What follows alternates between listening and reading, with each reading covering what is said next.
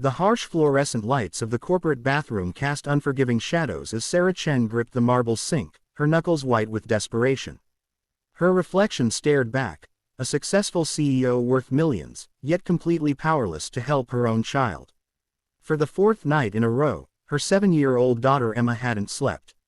Not a single hour. The little girl was downstairs in Sarah's office right now, rocking in the corner, her small hands pressed against her ears as she tried to block out a world that felt too loud, too bright, too overwhelming for her autistic mind. Sarah had tried everything: sleep specialists, medications, weighted blankets, sound machines.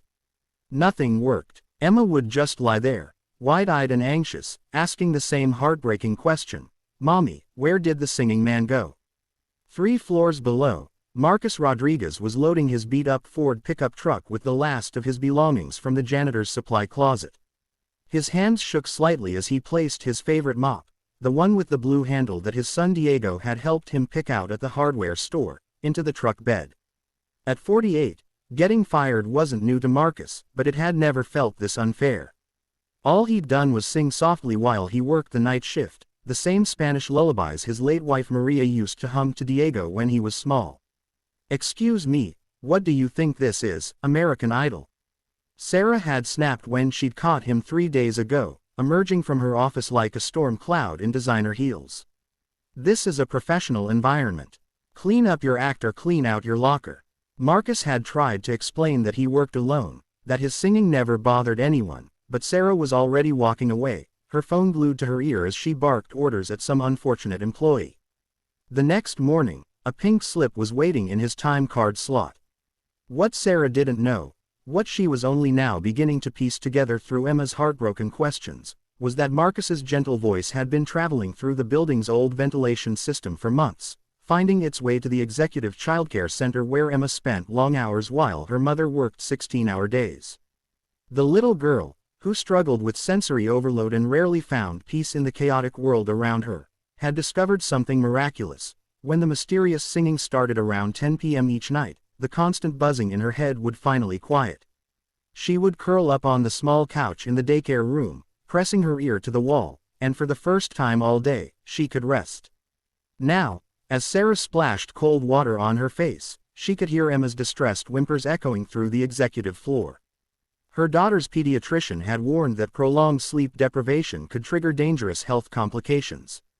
Sarah had moved mountains to build her tech empire, had negotiated million-dollar deals without blinking, but she was completely helpless against her own child's suffering.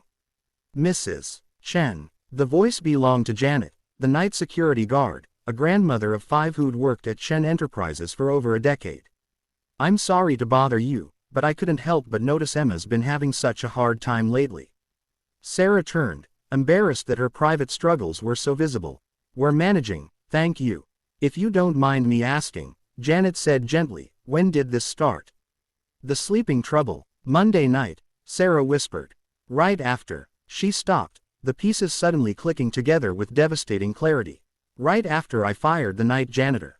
Janet nodded sadly. "Marcus Rodriguez, such a kind man. He used to sing these beautiful songs while he worked. My late husband was from Mexico, and I recognized some of them, lullabies, mostly. They reminded me of when my children were small." Sarah's breath caught. "Emma's been asking about a singing man. You think she could hear him?" "Oh honey, with these old air ducts. Sound travels everywhere in this building. I bet that sweet voice of his was like a lullaby drifting through the walls." The realization hit Sarah like a physical blow. She'd destroyed her daughter's source of comfort because of her own rigid corporate mindset. While she'd been so focused on maintaining professional standards, a gentle janitor had been providing exactly what Emma needed most, and she'd fired him for it. Meanwhile, Marcus was sitting in his truck in the parking lot, staring at his phone. A text from Diego lit up the screen. "Dad. Got accepted to the Engineering Honor Society. Can't wait to celebrate when you get home from work tonight. Love you, Poppy." Marcus closed his eyes, fighting back tears. Diego was a junior at community college, working 2 part-time jobs while maintaining a 3.8 GPA, dreaming of transferring to a 4-year university to become an engineer. Now Marcus would have to tell his son that college might have to wait another semester while they figured out how to make ends meet. His phone rang, startling him from his thoughts. The caller ID showed Chen Enterprises. Mr. Rodriguez. The voice was trembling, completely different from the sharp, commanding tone he remembered. This is Sarah Chen. I need to ask you something. Could you please come back upstairs? It's about my daughter. Marcus hesitated. His pride told him to drive away and never look back, but something in the woman's voice, a desperation he recognized from his own darkest moments as a single parent, made him turn off the engine. When the elevator doors opened, Sarah was standing in the hallway holding Emma. The little girl's eyes were red and swollen, her small body trembling with exhaustion, but the moment she saw Marcus, something shifted. Her head lifted, and for the first time in days, the constant rocking stopped. "You're the singing man," Emma whispered, her voice barely audible. Marcus felt his heart break a little. He looked at Sarah, seeing not the cold CEO who'd fired him, but a mother at the end of her rope.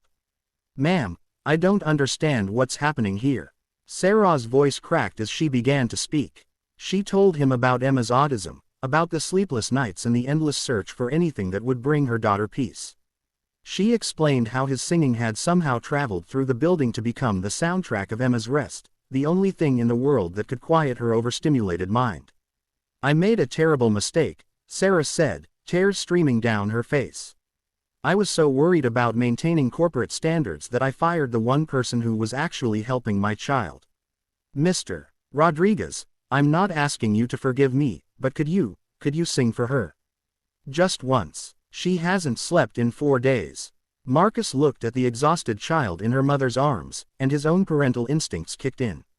He thought of Diego, of all the nights he'd sung his son to sleep when nightmares came, of the healing power of music his wife had taught him. Without a word, he began to hum, Estrelita, a gentle Mexican lullaby. His rich baritone filled the marble hallway, and Emma's eyes immediately grew heavy. Her small body relaxed against her mother's chest as sleep finally claimed her. Sarah watched in wonder as her daughter found peace for the first time in days. In that moment, she understood something that all her business degrees had never taught her. Sometimes the most valuable things in life can't be measured in quarterly reports or stock prices. Sometimes they come in the form of a janitor's lullaby, sung with love and shared freely with the world. "Mr. Rodriguez," she whispered as Emma's breathing deepened, "I'd like to offer you a position as our Director of Employee Wellness. It comes with a substantial salary increase, full benefits, and the opportunity to help not just Emma, but all the families in our company." Marcus continued singing softly, but the grateful tears in his eyes told Sarah everything she needed to know.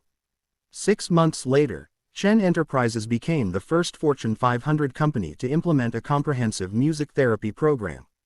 Every evening at closing time, Marcus could be found in the main lobby, leading voluntary sing-alongs for employees and their children.